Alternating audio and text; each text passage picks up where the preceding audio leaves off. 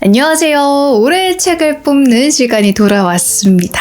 제가 북튜브 한 지도 몇 년이 되다 보니까 이 시간이 오는 게 한 해가 갔다는 슬픔과 동시에 과연 어떤 책을 1위로 소개하게 될까 기대하는 마음이 저도 있어요. 여러분도 좀 기다리셨죠? 제가 매년 이렇게 얘기를 하다 보니까 그냥 소개하면 재미가 없어가지고 나름 독특한 컨셉을 하나씩 넣었었는데 올해는 뭘 할까 생각을 하다가 일본에는 미스터리 소설도 많고 그런 관련된 문학상도 많잖아요. 어떤 출판사에서 만드는 랭킹이 있습니다. 이 미스터리가 대단하다라는 랭킹인데요. 직관적인 데다가 나름 키치한 면도 있어가지고 이거다. 올해의 베스트 10은 이 땡땡이 대단하다라는 컨셉으로 한번 가보도록 하겠습니다.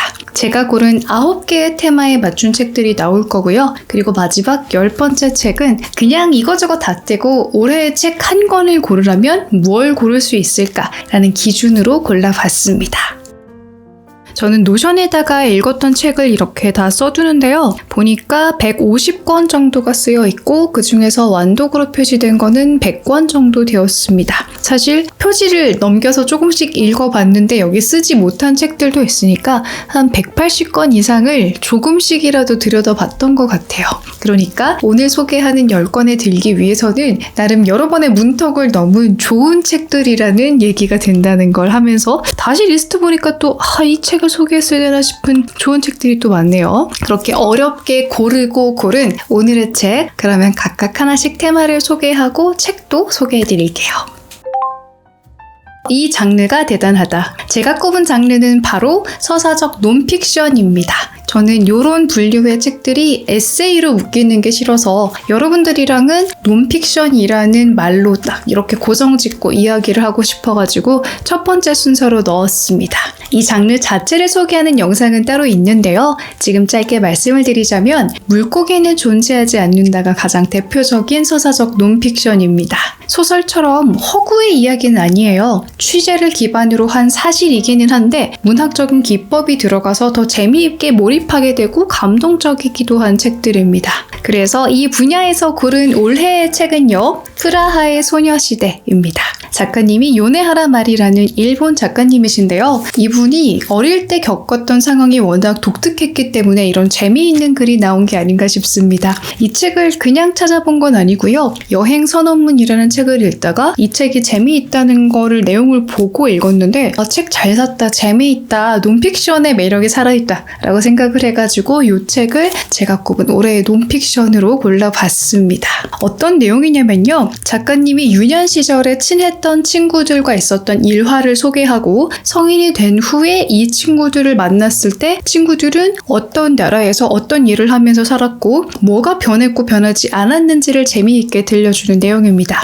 그래서 깊은 의미나 어떤 역사적인 배경이 없더라도 어릴 때 알던 사람이 이렇게 되었대라는 그냥 이야기를 따라가는 것만으로도 충분히 재미있게 읽으실 수 있을 거예요. 하지만 제가 이 책에서 더 매력이라고 느꼈던 점이 뭐냐면 일단 이 어릴 때 모여 살았던 것 자체가 굉장히 모순적인 면을 내포하고 있습니다. 작가님의 아버님이 일본 공산당의 간부여서 잠시 체코에 있는 프라하의 소비에트 학교에 다녔던 거죠, 자녀들이. 그래서 공산당이지만 그 안에서 힘과 권력을 가진 특권 계층의 아이들만 모여 있었고 다양한 국가의 아이들이 모여 있었기 때문에 그런 문화적인 차이점들을 쉽게 느낄 수 있었고 그런 에피소드가 많았던 거예요. 이렇게 다양한 면들이 모이다 보니까 거기에서 더 삐죽하게 모나 보이는 면들이 오히려 사람에게는 이런 점이 있는데 이런 문화적 배경을 가지고 살면 잘 모르고 살았던 것인가? 혹은 뭐 평등이든 특권이든 이런 개념에 대해서도 색다르게 볼 수 있는 점들이 많았습니다. 근데 이런 되게 다양하고 차이점을 보여주는 것들이 재미있게 느껴지는 이유는 저만 그런 건지 모르겠는데 한 해 한 해 나이를 먹어갈수록 내가 생각하기에는 사람이라는 존재는 이래 라고 생각하는 것들이 확 깨질 때가 있잖아요. 근데 그게 엄청 새로운 사람이어서가 아니라 조금 다른 문화권에서 성장한 배경에서 가지고 오는 그런 참신한 시선이나 시야라는 게 있어요. 그것이 이 책에서 굉장히 풍성하게 보여져서 되게 재미있게 느껴졌습니다. 이 작가가 대단하다. 올해 가장 많이 읽은 책은 사실 마이클 코넬리인데요. 올해 처음 읽었던 작가 중에서 저의 가장 강렬한 인상을 남겼던 작가를 꼽아봤습니다.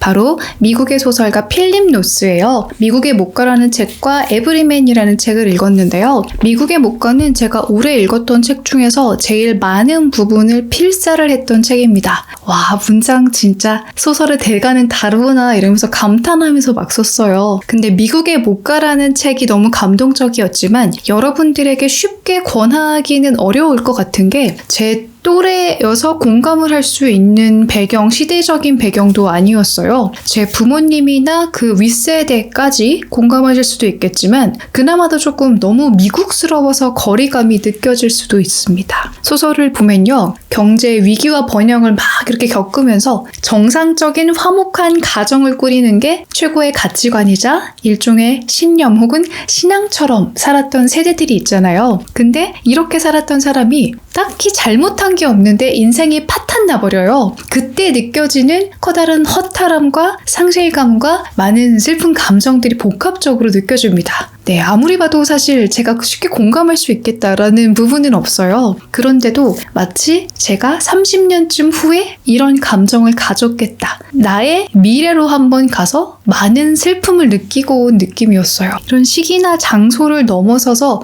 깊은 공감을 불러일으키는 것. 인간이라면 가질 수 있는 감정을 상상의 세계 속에서 풍부하게 보여주는 게 소설의 거장들이 가지고 있는 힘이 아닐까라는 생각을 해봤습니다. 내용도 내용인데요. 문장이 진짜 탁월합니다. 미사여구가 아닌데도 이렇게 무릎을 탁 치게 되는 묘사랑 뒤통수를 탁 치게 가는 통찰이 담겨 있어가지고 계속해서 그 문장을 따라서 쓰고 싶은 거예요. 편의점 음식만 먹다가 파인다이닝을 먹으면 이게 풍성하고 섬세한 맛이 마치 나의 미각이라는 걸 새로 깨워주는 기분이다라고 표현할 수 있다면 필립 노스의 책을 읽으면서도 그런 것들을 느꼈습니다. 사실 한국이랑 미국도 비슷한 점이 많죠. 풍요를 꿈꾸고요. 그래서 그 과정에서 가장들의 희생은 숭고하면서도 좀 당연시되었던 부분이 있었죠. 모두가 같은 꿈을 꾸는 줄 알았는데 누군가는 엇나가고 있고 모두가 평화로운 안정이라는 걸 꿈꾸는 줄 알았는데 굉장히 많은 가치관이 부딪히면서 그것만이 정답이 아니었다라는 걸 나중에 깨달았을 때 그러면 내가 지금까지 지탱하려고 했던 것은 무엇인가? 내 삶 전체가 무가치한 것이었나? 이런 깊은 슬픔에 빠져들 수가 있잖아요. 이게 한국이든 미국이든 중년 이상의 분들께는 굉장히 공감할 수 있는 그런 기분이 아니었을까라는 생각이 듭니다.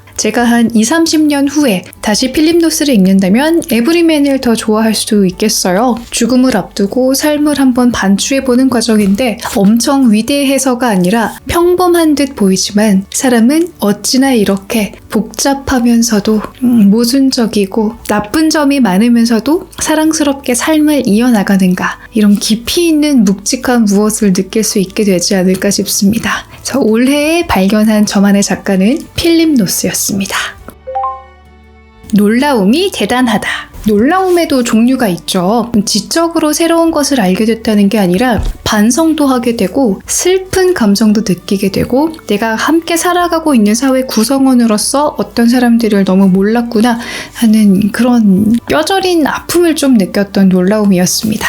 제가 고른 올해의 놀라운 책은 알지 못하는 아이의 죽음입니다. 이건 인터뷰집인데요. 특성화고나 마이스터고라고 부르는 크게 보면 실업계 고등학교의 연장이죠. 그런 학교를 나와서 일 현장으로 투입이 됐는데 고된 환경이나 부당한 일들 때문에 어린 나이에 목숨을 잃은 사례가 나오고 그런 사람을 잃은 가족들과 선생님, 주변 사람들의 인터뷰가 들어가 있습니다. 가족을 병으로 잃어도 슬픈데요. 사고로 잃으면은 얼마나 깊은 슬픔을 느끼는지 되게 생생하게 느낄 수가 있습니다. 지금이 1800년대의 영국도 아닌데 한국에서도 가슴 아픈 일들이 막 일어나요. 기계 작동 과정에서 안전사고가 일어난다거나 혹은 부당한 처우를 받는다거나 그런 일들이 일어나는데 이게 사실은 개인과 가족이 맞서서 대항하는 그런 구조가 아니라 사회 전반적으로 그렇게 되어가는 구조 자체에 있음을 알게 됩니다.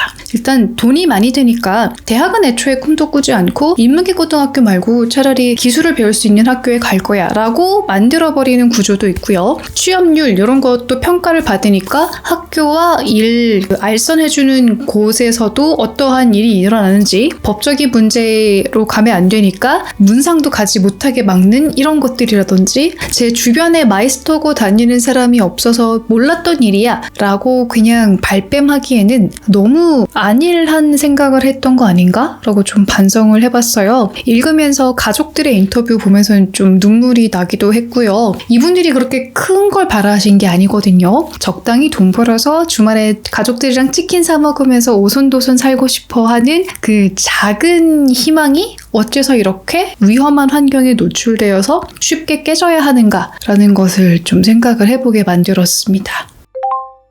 이 감성이 대단하다. 제가 꼽은 올해의 감성적인 책은 여름은 올해 그곳에 남아입니다.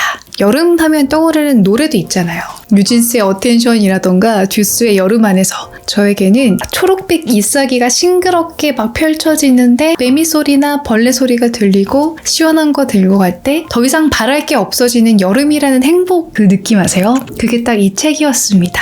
오히려 책이 두꺼워서 잔잔하고 은은하게 나에게 푹 스며드는 독서의 즐거움을 다시 한번 일깨워준 책이에요. 줄거리는 단순해요. 건축사무소에 입사한 젊은 직원이 여름 동안에는 회사의 별장에 시골에 가서 살게 됩니다. 거기에서 도서관을 건축하는 프로젝트를 맡아요. 긴장감 넘치는 일은 하나도 없는데 그렇다고 해서 뻔한 클리셰 범벅인 힐링 소설이랑은 정말 차원이 다릅니다. 지금이 한겨울이잖아요. 근데 이 책을 다시 떠올리기만 해도 여름에 그 지브리 감성이라 그러나요? 초록빛 그 녹음이 우거진 느낌이 싹 느껴집니다. 아날로그 감성을 좋아하신다면 건축사무소에서 사람들이 일제히 연필을 깎으면서 고요하게 일을 하고 서로가 서로를 존중하면서 오늘 점심은 얼마나 소중하게 준비해 줄 것인가 이런 것들을 고민하는 그 특유의 분위기를 정말 좋아하시게 될 겁니다. 즐거움이 대단하다.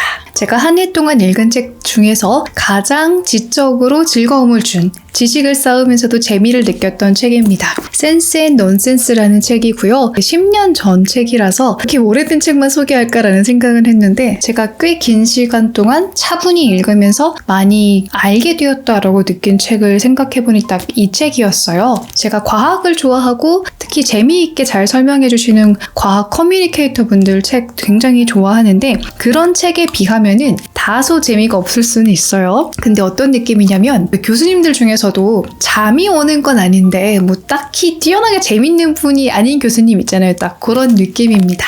과학의 다양한 분야의 인문서들을 읽어보다가 특히 재미를 느낀 게 진화학이랑 유전학이었거든요. 근데 좀 설명해주는 거에서도 내가 더 알아보고 싶은 갈래를 어떻게 찾아가면 좋을까 이런 책들을 찾아보다가 알게 된 책인데요. 그동안의 진화학이 어떻게 연구가 되어 왔는지 처음에 등장한 건 이 갈래였고 여기에 대한 어떤 논쟁이 문제가 되어서 다른 시선을 가진 이러한 진화학이 나오게 되었다라고 갈래를 다 설명을 해주고요. 각 챕터가 끝날 때마다 잘 이해한 게 맞는지 또 생각을 확장해 나가려면 어떤 식으로 생각해 봐야 되는지 정리한 부분이 있어서 그 부분을 통해서 제대로 정리하면서 알아가고 내 것으로 만드는 느낌이 나서 되게 좋았습니다. 저도 진화심리학이 너무 재미있어서 관심을 가졌다가 이게 정말 맞아? 라고 살짝 불신을 하게 된 거죠. 그런 단계로 접어드셨다면 어떤 식으로 논쟁이 있었구나를 최대한 좀 편향되지 않게 소개를 하려고 해주신 책을 읽어보시면서 내 생각을 정리해보시면 좋을 것 같은 책입니다. 화제성이 대단하다. 올해는 한강 작가님을 빼고 설명을 할 수가 없을 것 같습니다. 노벨 문학상 수상이 되게 좋은 의미로 정말 큰 충격이었어요. 너무 기쁜 일이면서 드디어 해냈다라는 것과 책에 대한 관심도 많아졌고 되게 큰 일이었는데 한강 작가님의 다른 작품들도 좋지만 제가 꼽는 한강 작가님의 대표작은 바로 채식주의자입니다. 가장 제 취향이어서 가장 감동적이어서가 아니라 제가 생각할 때는 가장 천재적이라고 느껴져서 그래요. 다들 읽어보셨겠지만 이야기를 읽으면서 불편하다고 느껴지는 지점들이 있습니다.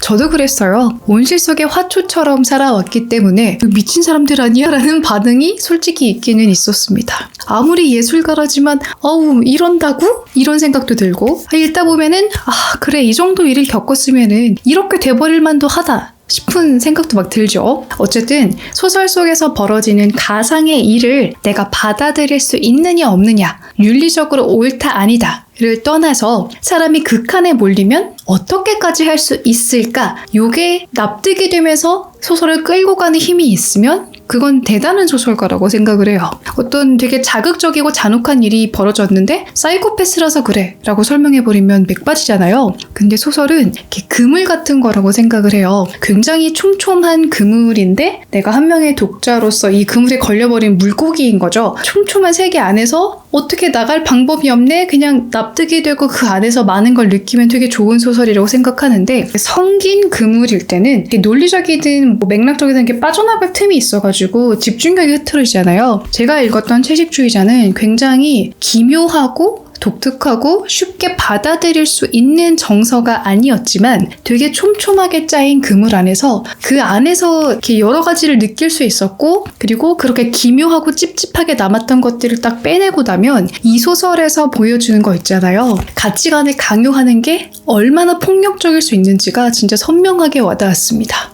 제가 엄청난 평론가도 아니고 그냥 독자로서는 이렇게 느낄 수 있다라는 이야기를 드리는 건데요. 자극적이고 불쾌할 수는 있겠지만 근데 그 지점을 벗어나면 확실한 재미와 매력과 개성이 있습니다. 그런 문제점을 이렇게 극명하게 잘 보여주는 작품은 진짜 대단한 의미가 있다고 생각을 해요. 예쁘고 재미있는 소설도 물론 좋습니다.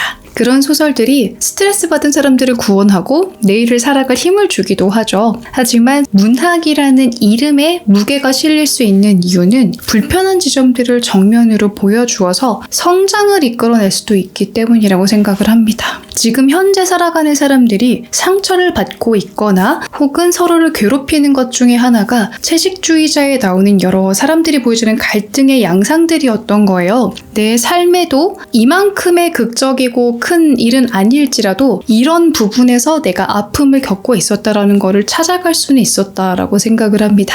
명예로운 상을 받았기 때문에 화제가 되었고 또 이 소설을 받아들일 수 있느냐, 좋아하느냐 아니냐로 굉장히 또 한 번 화제가 되었던 채식주의자가 제가 꼽은 올해의 가장 화제가 되었던 소설입니다. 설명이 대단하다. 이 테마의 책은 양자 컴퓨터의 미래라는 책을 골랐습니다. 뉴욕 시립대 물리학자인 미치오 카쿠 교수의 책인데요. 물리학 이론 중에 하나인 끈장 이론의 공동 창시자라고 소개가 되면은 왠지 막 빅뱅 이론에 나오는 셸던처럼 막 고집불통이 있을 것 같은데 대중을 상대로 하는 책을 굉장히 쉽고 재밌게 잘 쓰셔서 진짜 재미있게 읽었습니다. 양자역학도 어렵고 컴퓨터도 어려운데 그게 합쳐진 양자 컴퓨터도 소개를 하고 또 그것들이 활용이 돼서 어떤 변화를 가져올 수 있을지 생물학, 의학 이런 다양한 지식까지 다 소개가 되어 있습니다. 그렇게 어려운 것만 모아놨는데도 이 무지한다를 이해시킨다고? 그런 건 이 책이 처음이었던 것 같아요. 아직 100% 실현이 된 거는 아니지만 미래를 상상해 볼 때 빼놓을 수 없는 게 양자 컴퓨터인 것 같아요. 저도 여전히 물리학은 굉장히 어렵고 하나도 이해 못하겠다 생각하지만 떨림과 울림 정도는 읽어보셨다면 이 책은 술술 넘기면서 읽으실 수 있을 겁니다. 재미가 대단하다. 제가 고른 올해 가장 재미있게 읽은 책은 미야베 미유키 작가의 화차입니다. 특히 올해 베스트 10에는 신간이 거의 소개가 안 돼서 왜 그런가 생각해봤는데 시간이 지나도 유명한 책들은 진짜 다 이유가 있는 법이더라고요. 이 화차라는 책은 많이들 들어보셨을 겁니다. 우리나라에서 영화로도 만들어진 적이 있죠. 책은 1992년에 나왔습니다. 결혼을 앞둔 예비 신부가 실종이 돼요. 그래서 휴직 중인 경찰이 그 진상을 파헤치는 내용입니다. 일본의 경제 버블 시기를 바탕으로 해서 금융상품이 어떻게 해서 사람들을 병들이는지 그 과정이 쉽게 잘 설명이 되어 있어요. 이런 사회파 소설들을 읽어보면은 한 사람이 범인이 돼서 범죄가 일어나는 게 아니라 전반적인 사회 구조 중에 어떤 것들이 병들어 있는가로 시선을 한 번씩 돌려볼 수 있게 되어서 단순히 재미로만 읽는 책은 아니다라는 있다는 게 또 큰 매력으로 다가오는 것 같아요. 술술 넘어가는 미수추 장르가 그저 오락용에 불과한 독서 아니냐라고 무시하려는 사람이 있다면 저는 이 책을 한번 읽어보라고 하고 싶습니다. 재미도 있고 의미도 충분히 있죠. 시대를 담으면서도 시대를 뛰어넘는 매력을 줄 수도 있고요. 진짜 재미있게 읽었던 책입니다. 이 작가님이 꾸준히 작품 활동을 하고 계신 분이니까요. 좋아하는 작가 생기면 한 명만 판다 하시는 분들에게는 되게 확실한 선택지가 되지 않을까 싶기도 합니다. 다음 테마는 절반이 대단하다입니다. 이게 약간 애매한데요. 제가 이 영상을 12월 중반에 올리기 위해서 촬영을 조금 서두르는 편입니다. 근데 올해에는 분명히 12월도 들어가 있잖아요. 그래서 시간 문제상 다 읽지 못했지만 왠지 이거는 베스트 10에 들어갈 수도 있었겠다 싶은 책을 골랐습니다. 절반이라 가지고 0.5권씩 계산해서 2권이나 했어요. 첫 번째는 아프가니스탄의 작가 할레이드 호세이니의 그리고 산이 울렸다입니다. 저는 이 작가를 좋아하게 될 거라는 확신이 들었습니다. 아직 한 권도 채 읽지 않았지만 대가의 소설은 10페이지만 읽어도 확 그런 느낌이 막 밀려오는 것 같아요. 근데 찾아보니까 이 책은 전작에 비해서 조금 별로다라는 평도 있더라고요. 그러면은 대표작은 얼마나 더 좋을까라는 기대감을 막 휩싸이는 거죠. 처음에는 동화 같은 이야기가 등장을 합니다. 어린 아이를 잃어버린 아버지가 슬픔에 빠져 살다가 아이를 어떻게 찾게 돼요. 근데 이런 질문을 받습니다. 어차피 너는 가난하게 살잖아. 여기에서 너를 모른 채로 풍족하게 살 수 있어. 너의 자식을 집으로 데려갈래? 너의 그 가난한 집으로 데려갈래? 아니면 여기에서 편하게 살게 해줄래? 와, 막 이런 딜레마를 턱 하고 던져주는 작가들을 저는 굉장히 좋아합니다. 근데 이런 딜레마 말고도요, 등장하는 인물들 하나하나가 개성도 있고 사연도 좋아가지고 어떤 느낌이었냐면 12세 크레파스를 선물 받으면 보통 좋아하는 색만 싹 하나가 줄게 되잖아요. 이거는 모든 색 크레파스가 계속해서 줄어드는 그렇게 다 좋아하는 느낌이었습니다. 두 번째 책은 리틀 라이프입니다. 이 책 읽으신 분들 많으시죠? 저는 인기가 있고 좋다라는 평이 그렇게 많은데도 미루다가 12월이 돼서야 읽기 시작을 했습니다.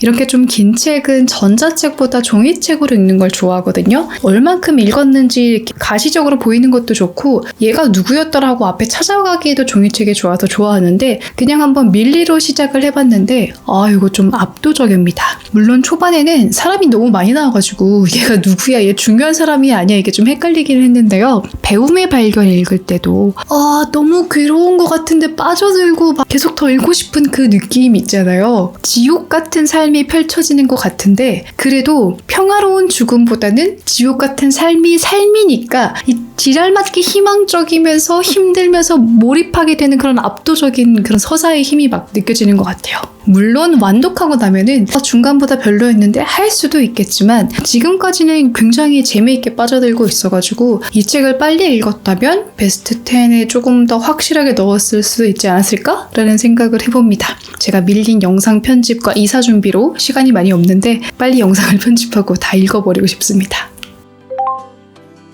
드디어 마지막입니다. 여러분도 두구두구두구 이거 한번 해주실래요? 두구두구두구두구두구. 저의 올해의 책은요, 바로 바람의 그림자라는 소설입니다.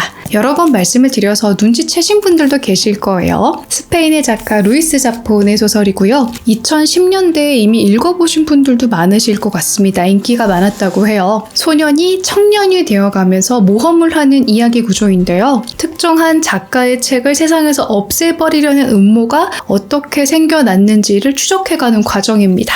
그리고 이 긴 여정 속에서 감초 같은 역할을 하는 인물들이 나와가지고 재미도 있어요.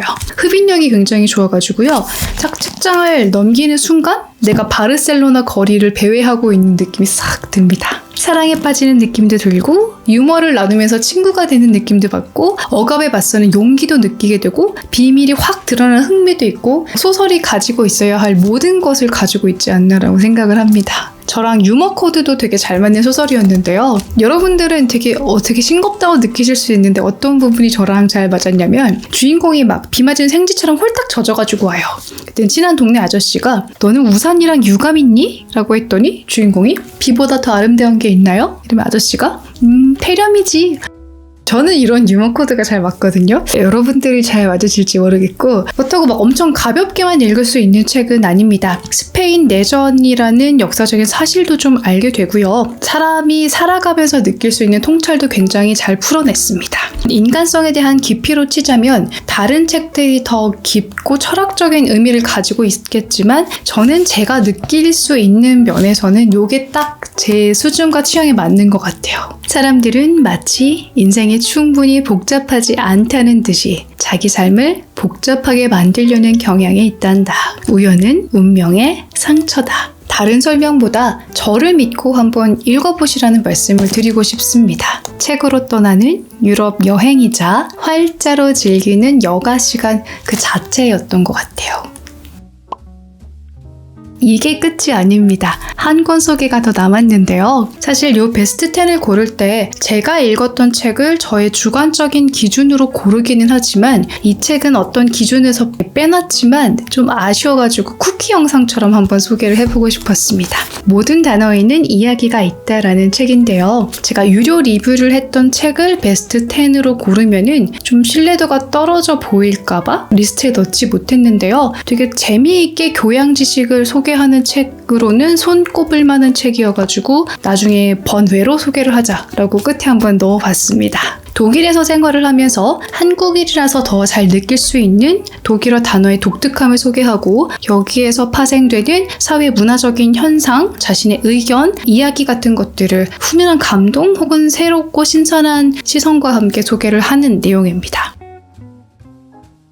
오늘 영상은 이쯤에서 마무리를 하려고요. 이렇게 올해 책을 설명드리니까 진짜 연말이다라는 게 너무 실감이 나는데 저는 이렇게 좋은 책도 있고 좋아하는 책도 있고 하지만 베스트 10이 되는 다양한 책들이 있어요. 뭐냐면 여러분들이 댓글을 달아주셨는데 그게 큰 감동이었을 때 그 책 자체도 좀 소중한 경험으로 남게 되는 것 같습니다. 평소에는 댓글 잘 안 달아주시는 분들이 연말 영상에는 달아주시는 분들이 계시더라고요. 저도 그 마음 알거든요. 저도 제가 유튜브 시청자로서는 남의 채널에 댓글 거의 안 달아요. 그냥 좋아요만 누르고 마는데 이렇게라도 한 번씩 인사를 나눌 수 있어서 좋은 것 같습니다. 저를 언제부터 아셨든지 내년에 같이 할 거라는 건 똑같겠죠? 저를 오늘 처음 보신 분들은 구독하기 잊지 마시고요. 우리는 자주 만납시다. 여러분 새해 복 많이 받으시고 메리 크리스마스! 안녕!